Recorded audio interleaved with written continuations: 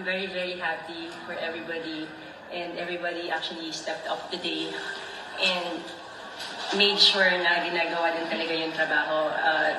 Coming from our loss then from Farm Fresh, isa lang naman yung sinabi din at piniremind sa amin.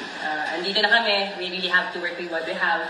And perfect, yung term namin ngayon is perfect effort. So wala namang perfect talaga, but yung effort pwede namin ma-perfect. So yun yung nangyari today, kaya lumabas din yung teamwork ng team. Thank you. Dij, triple-double performance in this match, 19 points, 12 excellent digs, and 17 excellent receptions. Grabe yung pag-stand mo for cream line dahil nga wala sila Gemma and si Paul. Siguro paano mo lang din ba motivate yung sarili mo in this game against Signal? Siyempre sa tulong din ng mga ate and sila Gemma and Paul. Nagre-remind din sila sa akin. Especially kasi hindi ko pagamay yung... Di pa siya gamay, Kasi dami kong position eh. Kaya yun talaga, ina-embrace ko lang yung kung ano yung binibigay sa akin na role. Alaysa, yun nga, sobrang ligit ng laban. Yun yung marami rin pinagdadaanan yung team. Sa'yo siguro personally, lalo na nung dulo, ano na lang yung tumatakbo sa isip mo para i-continue pa rin i-lead yung cream line? Alam mo, during the latter part of the game, parang more of ang nasa isip ko, honestly, would be, andito na kami. Sorry na. Excuse me. Ilalaban na namin. Kung saan kami abutin, doon magpapasalamat kami kung saan kami abutin kay Lord. So, iba rin talaga yung binibigay ni Lord. Pag binibigay mo lahat at binibigay mo yung effort mo at ilalaban mo lahat. So, yun lang. Honestly, yun last isip ko. Hindi ko na nga maalala yung score eh. Kaya kanina tinanong ko din po ano yung last part kasi parang tapos na pala lahat. Kasi pag nandun ka talaga, wala ka na ibang iisipin kundi tapusin ng mas maganda. Gauge yung performance mo din ngayon, obviously filling in din for Pons and Gemma. Parang you've sat sa bench for previous conferences, pero now that they're getting your moment, parang after the UC games, how are you taking in everything na kung yung progression din ng career mo?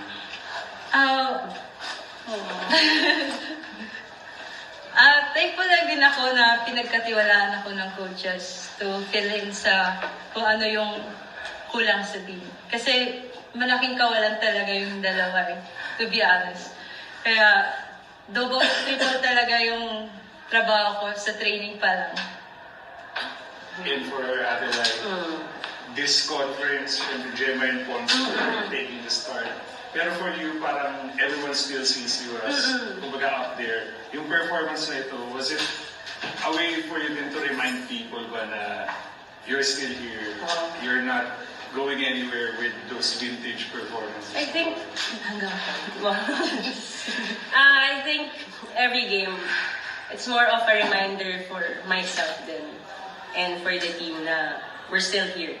And I don't think parang if there's something na to motivate myself, ang hirap din to actually just think of other people, di ba? So ngayon parang ako iniisip ko talaga, it's a reminder na kaya pa, and I'll just do my part in practice, and pag kailangan, tutulong tayo. So ganun lang.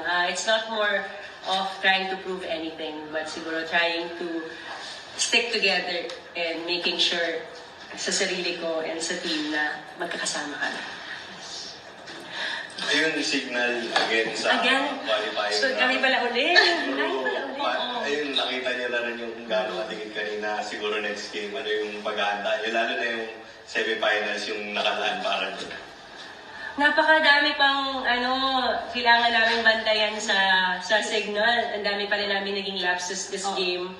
I think most especially the maturity of the team towards the latter part of that fourth set. Kasi it was like a huge lead na rin for us. But syempre kinapos din kami. But yun, ang galing din na naka-recover agad during that fifth set. So ang dami naming aayusin, ang dami naming paghahandaan para sa Signal din.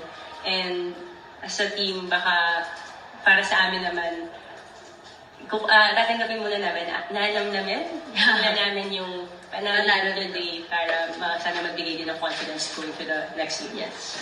Sa'yo, Dij, yun nga, same question. I'm sorry, di sinabi ko sinabi. Bigger role din para sa'yo, syempre.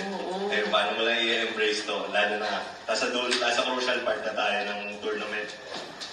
Ako talaga, to be honest, ginawa ko lang talaga yung part ko sa game na yun kanina. And yun nga, yung sabi na ni Coach, kasi hindi talaga pinilit ni Coach na maglaro yung dalawa kasi nga hindi pa sila 100% okay. So, hopefully, next game, makakompleto kami. And, sasabak ulit. Laban ulit, yes. Eliza, yun ang daming uncertainties, syempre with Pons and si Gemma. And Gia. And ito pa nga, yung nangyari kay Gia. Ano lang yung gusto mong mindset na dalhin ng team heading into the qualifying round? Yeah, ang daming nangyayari sa team, but I think one of the things that we focus on right now is we know everything happens for a reason. Cliche man, paulit-ulit man natin narinig. We just stick to the plan, we just prepare as a team pa rin. Kahit nasa gilid sila, grabe pa rin yung inspirasyon na binibigay nila sa amin. So we stick together, we go to this battle together. Pero kasi at the end of the day, kahit hindi sila nasa loob, nasa isang team pa rin kami. So magkakasama pa rin kami. So wala, lalaban kami. Lalaban ko hanggang sa nab. Thank you guys! Thank you.